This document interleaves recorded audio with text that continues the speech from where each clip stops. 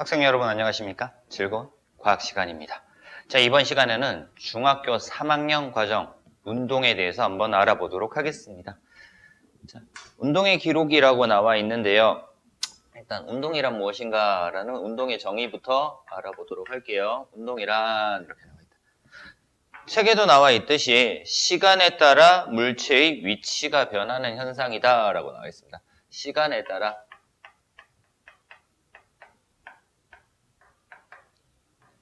물체의 위치가 변하는 현상을 운동이라고 얘기를 합니다. 그래서 여기서 중요한 게 뭐야? 시간이다 라는 거. 그리고 물체의 위치가 변하더라 라는 거. 이렇게 두 가지의 키포인트를 맞춰서 보면 되겠습니다. 자, 빠르기 비교를 할 거예요.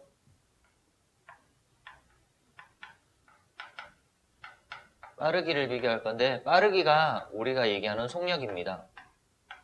속력, 빠르기를 비교를 할 겁니다. 자, 빠르기 비교할 건데 첫 번째는 같은 거리를 이동할 때 나와 있고요. 두 번째는 같은 시간 동안 이동할 때입니다. 조건은 이렇게 둬요. 첫 번째 조건은요. 거리가 같을 때. 두 번째 조건은 시간이 같을 때. 자, 요건 이렇게 둘게요. 100m 달리기를 하는데 A라는 애는 10초 만에 100m 달리기를 했고요. B라는 애는 20초가 걸렸대. 그럼 누가 더 빠른 거야? 그치, A가 더 빠른 거지. 10초 만에 100m를 간 A가 더 빠르다. 그래서 거리가 같을 때는 시간이 짧을수록 빠르다라는 거 알 수 있습니다.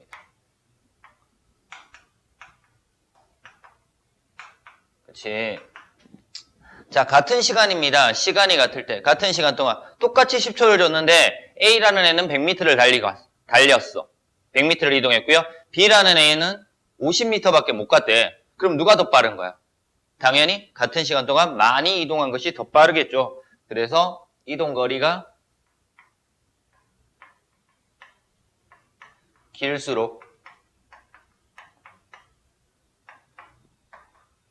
빠르다라는 거 알 수 있어요. 자, 그래서 빠르기라고 하는 것은 속력, 빠르기라고 하는 것은 시간에는 어떤 관계를 가진다고요? 반비례해요. 시간이 짧을수록 빨라지기 때문에 반비례하고요. 그리고 이동 거리에는 뭐한다? 비례한다라는 사실을 알 수 있습니다. 됐죠? 자, 이렇게 해서 빠르기 비교를 했고요. 두 번째는 다중성광 사진에 대해서 나와 있어요.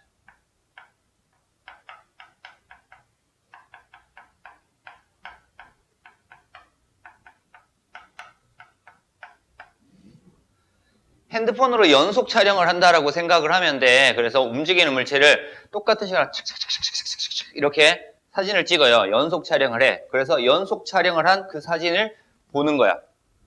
자, 그래서 두 가지가 나와 있는데요. 이렇게 해둘게요.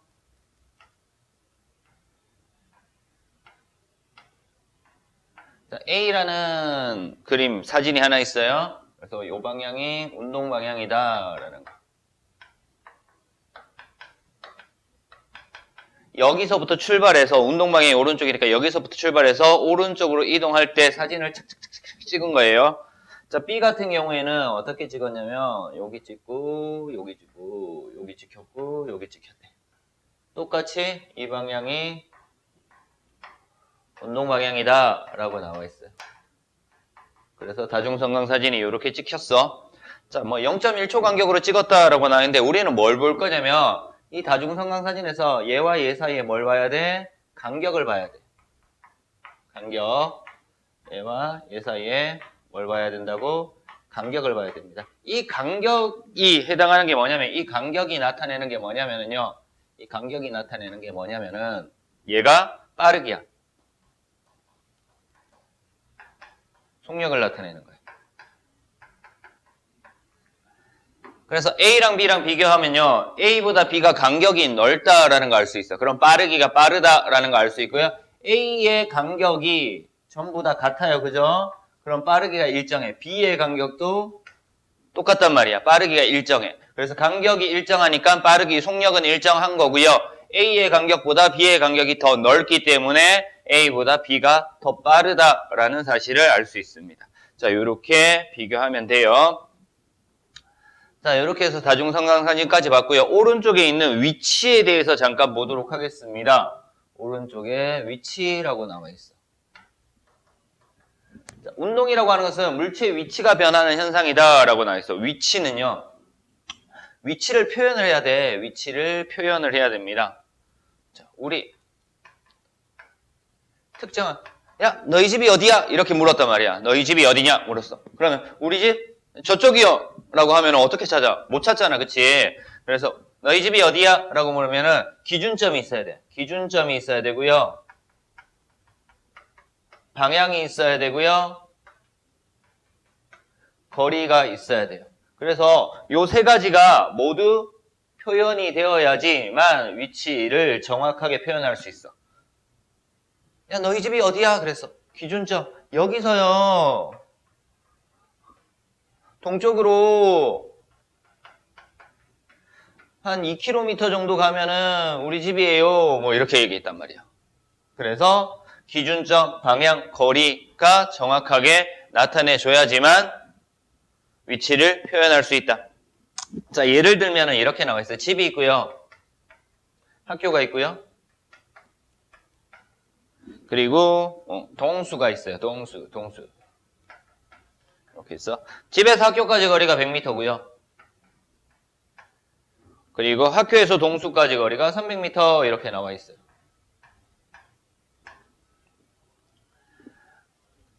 기준점을 여기다 잡았대. 집으로 잡았대. 얘가 기준점이야. 그럼 동수는 어디에 있니? 라고 물었어. 집에서부터 오른쪽으로 400m 떨어진 곳에 있다 라고 해줘야 되지. 만약에 기준점을 학교로 잡았어. 그럼 동수는 어디에 있어? 학교에서 오른쪽으로 300m. 그래서 기준점, 방향, 거리를 모두 표시해줘야지 정확한 위치를 표시할 수 있다라고 알면 됩니다. 자, 이제 두 번째 속력 보도록 하겠습니다.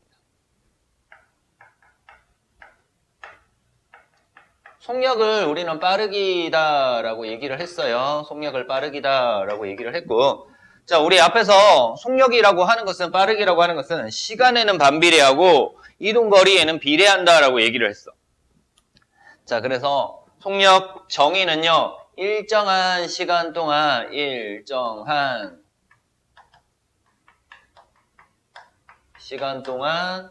물체가 이동한 거리 이렇게 나타나요. 보통 수학 시간에 이렇게 가르쳐 주죠.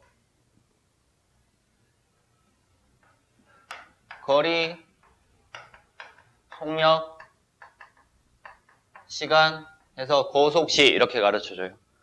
자, 거리의 단위가 거리를 표시할 때 S로 표시하고 속력을 V로 표시하고 시간을 T로 표시를 할 거야. 그래서 V는 속력은 시간분의 거리, 거리는 속력 곱하기 시간, 시간은 속력분의 거리 이렇게 나타내는데요. 우리는 속력 구하는 식만 알아두자. 그냥 속력은 어떻게 구한다고요? 시간분의 거리로 구합니다.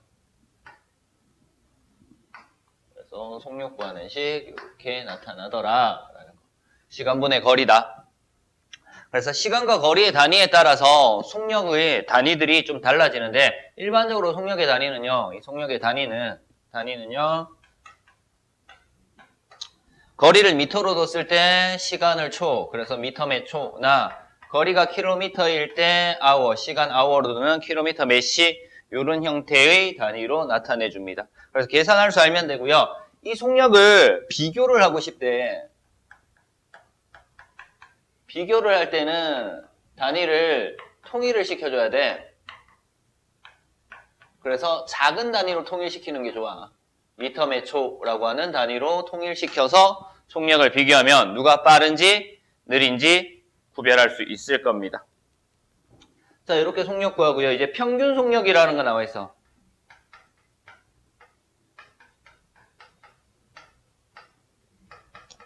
평균 속력이라고 나와 있는데요. 우리가 이동을 하다 보면은 똑같은 빠르기로 이동하는 것이 아니라 빨리 갔다, 천천히 갔다, 잠깐 쉬었다가 갔다가 그냥 계속 가다가 이런 식으로 다양하게 빠르기가 변할 수 있단 말이야. 자, 그러면은 평균 속력이라고 하는 것은 어떻게 구해? 전체 걸린 시간이 있을 거야. 평균 속력이라고 하는 것은 총 걸린 시간분에 내가 A에서부터 B까지 가는데 전체 걸린 시간이 얼마고요? 그리고 전체 이동거리. 어차피 시간분의 이동거리인데 평균 속력은요. 내가 움직일 때 걸린 총 걸린 시간분에 내가 움직이는데 이동한 전체 거리를 총 걸린 시간으로 나누면 평균 속력이 된다. 중간에 속력이 변하든 상관없이 이런 식으로 구해주면 되더라라는 것 알면 되겠습니다. 됐습니까? 자, 이런 식으로 해서 이번 시간에는 간단하게 운동의 기록에 대해서 알아봤어. 전체 운동 중에서 운동의 기록에서 운동에 대해서 알아봤고 속력에 대해서 알아봤습니다. 이번 시간 수업은 여기서 마치도록 하겠습니다.